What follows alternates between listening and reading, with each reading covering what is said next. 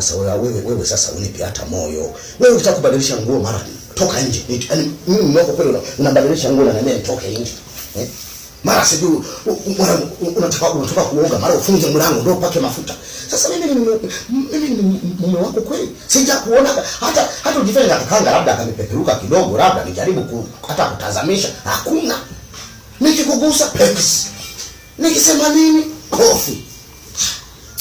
Sasa ndio hujanielewa. Yaani wewe hapo wewe ambacho ungekifanya. Wewe fanya ninachokitaka mimi ili mimi nipate nguvu ya kufanya unayotaka wewe. Yaani mimi tu kukubali kuolewa na wewe ni jambo kubwa sana.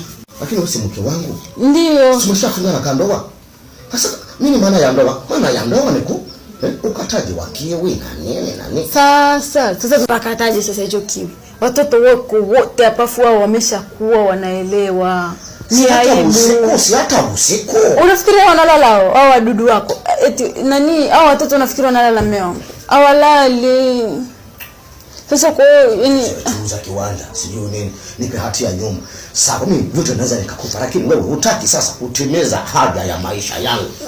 Sasa mwanangu, wewe nipe kimoja tu katika vovote. Wewe nipe kimoja, nipe hata ile nyumba yenu ya zamani kule, nipe hata ile hati.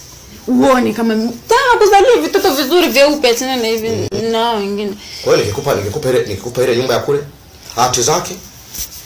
Yani wewe nipe hati. Nakupa hati. Nipe hati. Lakini nyumba inakuwa kwangu, lakini wewe nakupa hati. Nyumba yako wewe mimi hati tu mimi ili niwe na uhakika hata wewe ukidondoka leo watoto wako wanikimbizi hapa. Ukidondoka kufanya nini? Unajua wewe mwenyewe waga mnawahi kufa mnatuacha. Naona akili yako sasa. Yaani kumbe unanilia timing. Hapana mume wangu. Sasa mwanaume anawahi kufa sio? Sasa ndio tungeondoka. Yaani nimeshakufa umeshanipa kabisa yani. Nataka kukuzalia watoto hawa wawili. Twende sasa tukatafute. Nipe hati.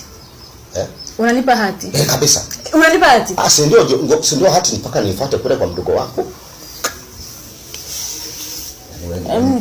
Kwa kwangu mwenyewe masharti sijui hati. Yaani wewe hapo ungenyanyuka ukaniachia mimi nijifumue mwenyewe. Fuata hizo hati uone. Yaani hujawahi kukutana na hicho kitu.